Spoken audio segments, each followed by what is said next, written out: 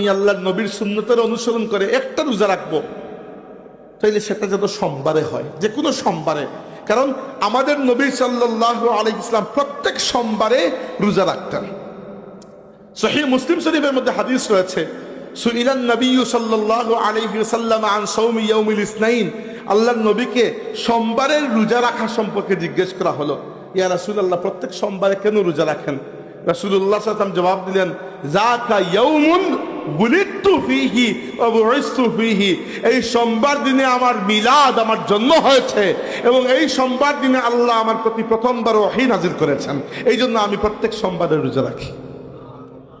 তার মানে কি বুঝা যায়? বুঝা যায় এইটা যে সোমবারে রোজা রাখা সুন্নত, বুঝা যায় এইটা যে আল্লাহর নবী নিজের মিলাদ উপলক্ষে রোজা রেখে আল্লাহর শুকর আদায় করেছেন।